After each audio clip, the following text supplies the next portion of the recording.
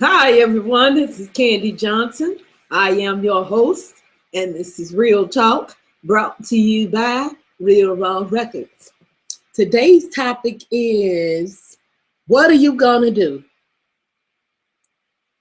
And this question is a very important question in our lives because in any situation we face, we are posed with this question. We may not verbalize it, or someone else might not bring it to our attention and say and ask us, "What are you gonna do? What you gonna do?" Mm. But we all are faced with this question in life in different circumstances. You know, when it comes, the school is starting back up. It's time for children to start back up school. So the parents are faced with the question, uh, what are you gonna do? About school supplies. What are you gonna do about uh, clothing? What are you gonna do about child care? When a kid goes back to school, perhaps you have answers to these questions already. The specific ones that I just named. But at some point, when you didn't have answers to those questions, that question was, brought to your attention, so to speak. What are you gonna do? And in every area of our lives, this question it kind of gnaws at us, okay? Because as much as we would love to live in paradise, in a fantasy land where, we can just float along and everything be fine, that is not reality. In reality, we are consistently faced with the question, what are you going to do? What are you going to do about your career? What are you going to do about your marriage or relationships? What are you going to do about uh, those that don't have children? People ask them all the time, are you ever going to have any children? Do you want children? So basically what they're doing is if they asking them, what are you going to do? And whether it's verbalized or not, that's the question that we face in life. What are you going to do? Okay. I lost everything I had but the clothes on my back. Um, I think it's been about three years ago this happened to me. I owned a business and I lost everything I had but the clothes on my back, and I lost it all in one day.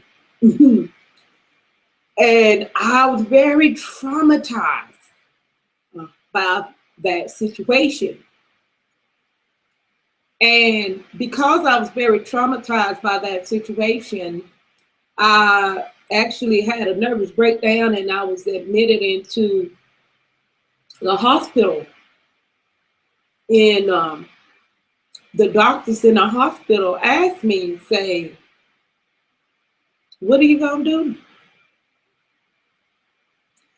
And they was puzzled because I went into the hospital because I was in a frantic, and that was my first response. Of course, it's quite natural to be emotionally disbarred, so to speak, uh, when you've lost everything all in one day. And it's probably that's probably a situation that not many people could even fathom in their mind what it's like to have it all one day and lose it all the next, so to speak.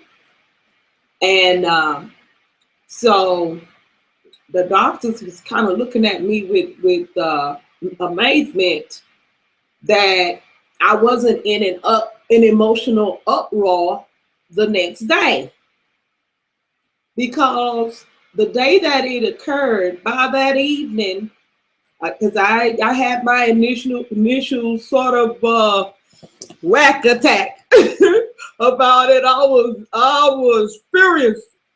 I was angry. I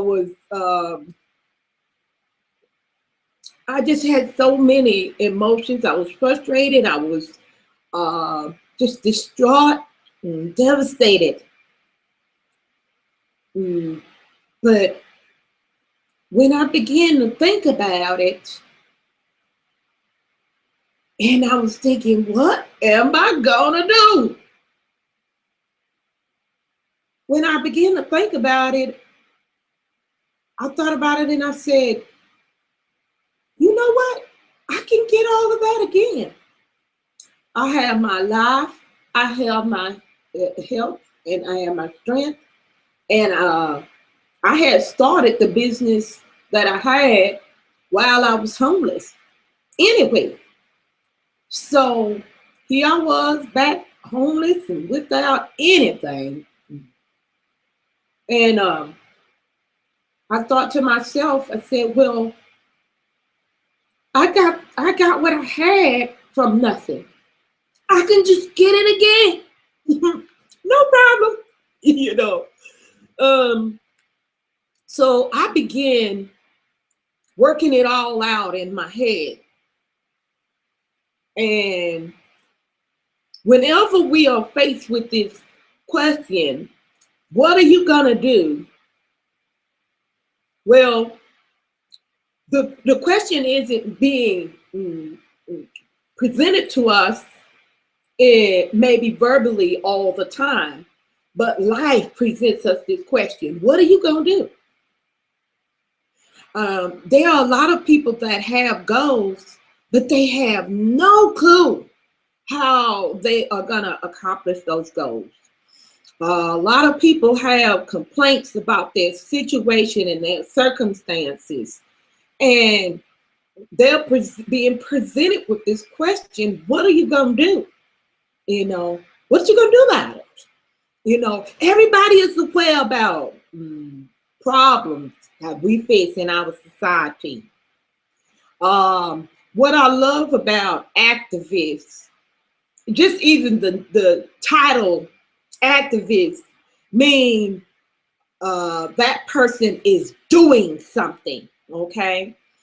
And I guarantee you one thing: there are some things in life and very few things that the only thing you have to do is just kind of weigh it out, you know, wait it out and just do nothing and just allow it to be what it is. And then the rest of the stuff, we got to do something about it. We have to do something to get the results that we are expecting, to get the results that we would prefer.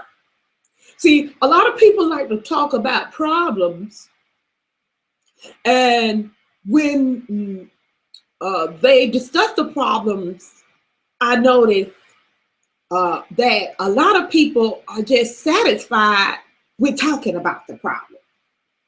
And they think they slick because they don't want to do nothing. So what they do is they say, well, we just need to raise awareness about this. You know, though a lot of the people that, you know, all they want to do is raise awareness. Those are people that don't want to do anything. Okay, they slacktivists. And they just want to raise awareness. Well, I got news for the slacktivists. We all are already aware of the bullshit that we face in life. We are very much aware that things is fucked up. But what we are not aware of many times, the reason why we don't do anything about the situation is because we are not aware of solutions. All right. And when I was telling y'all I was in a hospital, and the doctor asked me, well, what are you gonna do? I told him, I'll say, I'm just gonna start over. I said, I'm gonna dust my knees off and I'm gonna get back up. And I say, I started I got what I had from homelessness. And he looked so shocked. You know, I said, I got it. That I started from homelessness before. I said, if I did it before, I can do it again. All right. So what the place that I was speaking from mentally was a place of solutions. Okay. And that place of solutions in my mind is that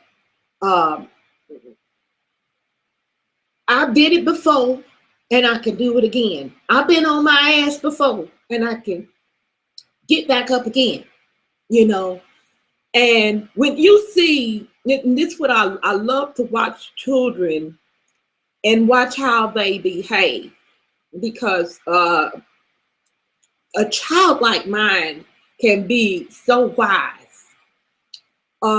When you see a child and they're beginning to learn how to walk, all right, and all they know in their mind is that I see other people, mama, daddy, sister, brother, I see them moving around on these things right here up under me. They might not even know their legs, but all they know is that we're using these little sticks up under us to move about.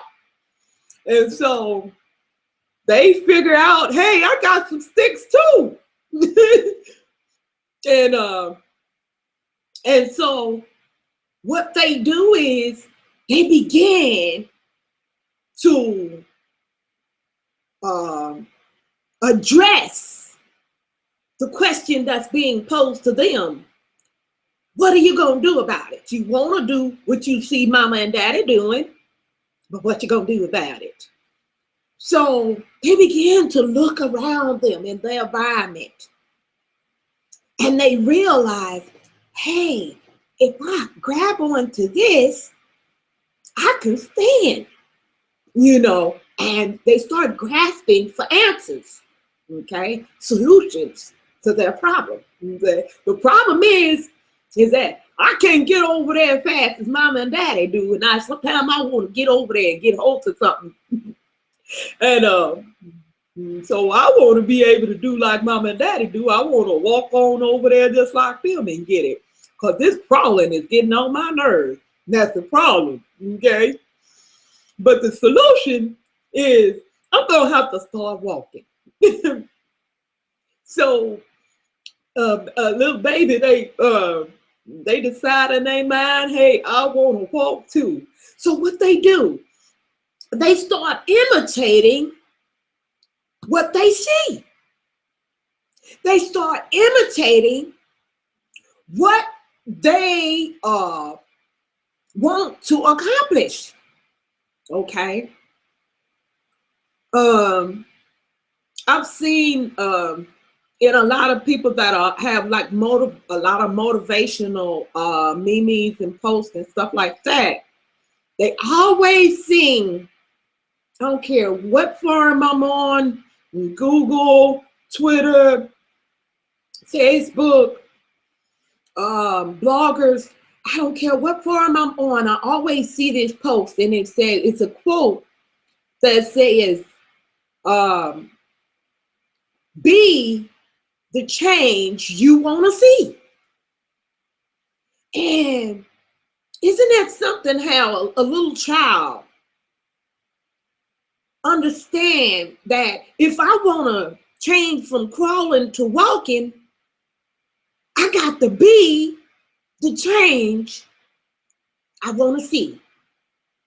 I'm going to have to start imitating what I want to see. They want to walk. And it's an awesome thing that when they do start trying to venture out and to walk, but they when they fall, they don't think nothing of it. They get right back on up and try it again, and they keep trying it, and they keep trying it until they get it together. And it's funny how when we are faced as adults, when we lose that. We lose that enthusiasm to accomplish our goals. And whenever we are faced with the question, what you gonna do? Many times I've heard people come up with 1,001 excuses of why they can't do what they need to do. But as a child, we don't even think about why we can't do it. We only think about how we're gonna do it. And that is why I say I really can appreciate and respect the wisdom of a child. Because a child doesn't accept no for an answer. Oh, trust me, I've had 2 children. And when they want something, you rest assured, they'll ask you 1,000 times until they get it. Mama, can I have such and such and such? Mama, can I have such and such and such? Mama, I mean, they ask you the same question different ways, but it's still the same question. You know, they just don't comprehend no until life or until we teach them, you know, that they can't have or do something, which is so sad many times in life, you know, when we teach kids that they can't do something, okay? And it's a difference between teaching them, you know, the difference between right and wrong.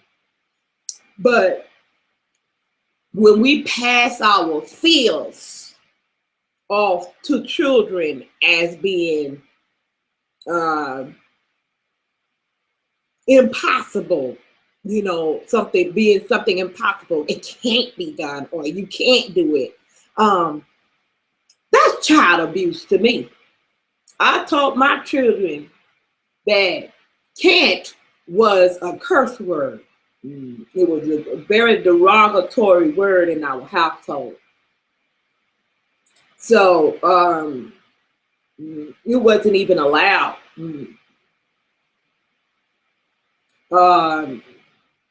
I treated it just like it was profanity. And when my kids say, I can't, I can't, I would, you know, I wouldn't whoop them, but I would address that and say, don't say you can't.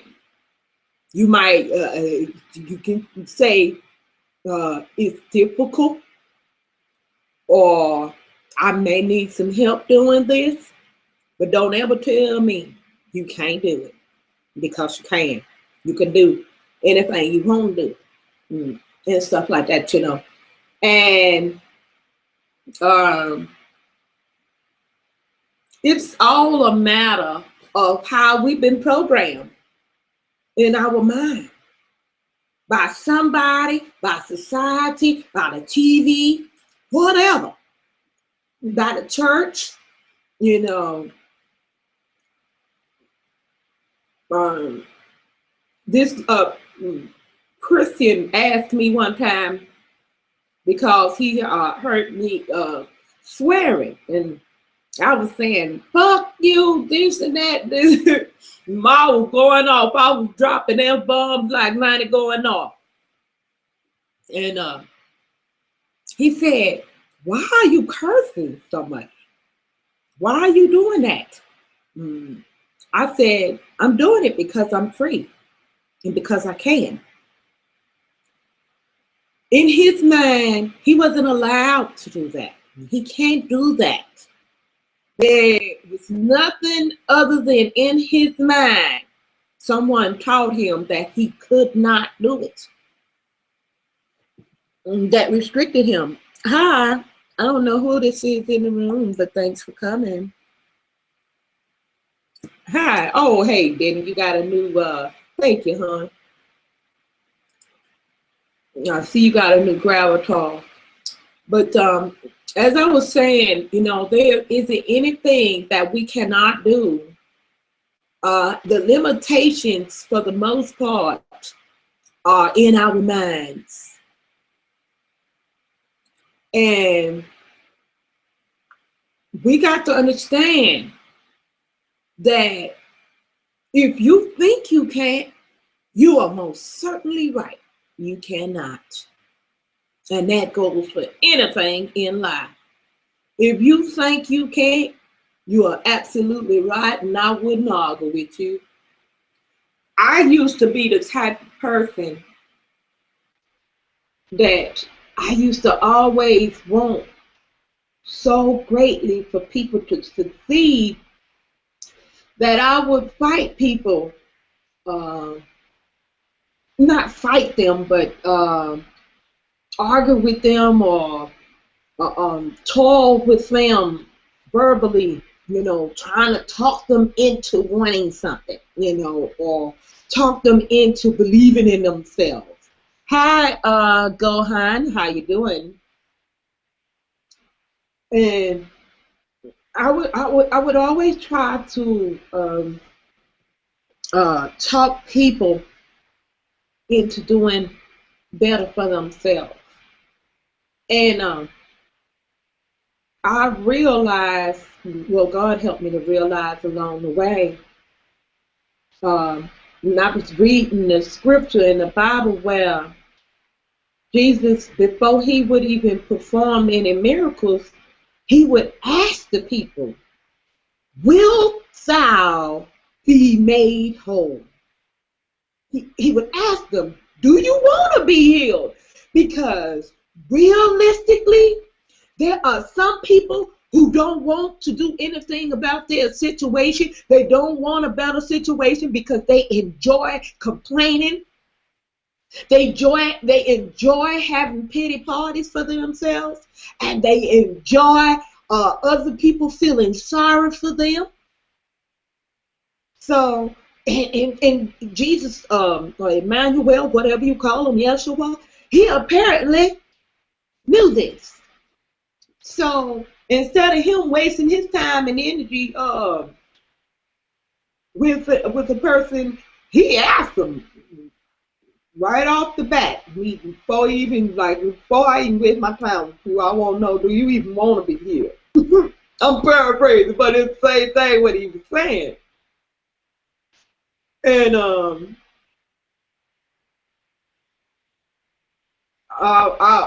when I was reading that, it kind of tickled me because I had come across so many people that I had tried to talk into positive things, and they would fight against me tooth and nail. Like, I mean, they would go through great efforts to explain to me how they couldn't do something. There was even people that got mad at me for trying to tell them how they can do it or trying to encourage them um, or help them come up with a solution. And I was beginning to get very very frustrated. So um,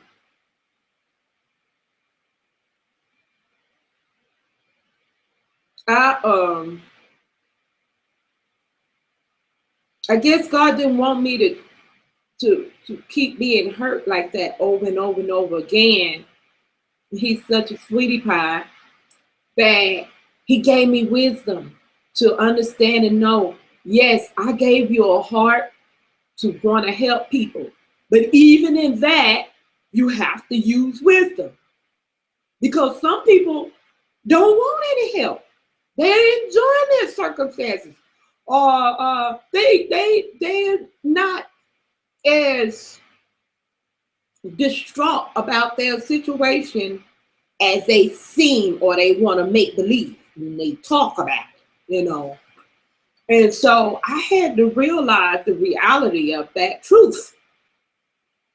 Um, that there are gonna be some people in life that just ain't gonna do nothing. They're not doers. Then you have another set of people that um, they would like to do something, but they don't have solutions, or they got a lot of negativity around them. So they don't have anybody to help them brainstorm for solutions. All right. And you have to be really creative when you're coming up with solutions to your problems. And this is how inventors come up with these amazing inventions. Even the simplest thing as a clothespin. Years ago, before washers and dryers, people used to have to hand wash clothes, and they use a clothespin to keep it pinned on the line so that when the wind blow, it don't fly away. And then they have to wash it all over again, or might lose their articles of clothing when they can't find them or something like that. The wind carried away too far. And even though that was an extremely simple invention, it took a creative mind to say, the clothes blowing away is a problem, and we need a solution, and came up with that invention. And that was such an extraordinary invention that clothespins are still being sold in the store today, even though we have washers and dryers. So that's just something about problems and solutions, how solutions are such a nifty thing that they seem to last for a long time, especially if you come up with a very viable solution. And so I pose this question to you today, because at Real Raw Records, we're trying to, we are making some legendary movements, those lasting solutions. And that's what the legendary movement is all about. We recognizing and examining the problem so that we can come up with some viable solutions, some practical solutions, some simple, not no over the top, save the world type of solution. We just want to keep the clothes on the clothesline, sort of. We just want to pin the clothes on the clothesline. That's all we want to do. But that in itself would, prospectively would be a big move, because what I mean by pin the clothes on the clothesline is we want to solve a big problem and do it where it'll be a lasting solution, and it's something that stick with us for quite some while, and that's what we call legendary. Okay. You got a lot of celebrities and stuff out there that you know, they may be what's hot and what's popping and famous or whatever like that right now. But they ain't legendary. They ain't legendary. People gonna forget who the hell they is as soon as somebody else come out, the next person come out, they gonna forget who the hell that. Because legendary is something that stick to your bones, kind of like soup. You know, it's substantial movement, and it affects people's lives. It's such a manner that even without any promotion on TV or promotion on the radio or any type of advertisement, these things, these movements, these people that are legendary, whatever they contribute to our life and our society, it sticks with us. It sticks with us. So I want to encourage you all to make some legendary moves. And I'm presenting this question to you. What are you going to do? What are you going to do to make a legendary move? Well, you can definitely join our team. Help us get the word out. We're the first record label in the history of the music industry to hold a nonprofit corporate status. And a nonprofit does not mean that we don't make money, but what it does mean is that making money is not our primary goal.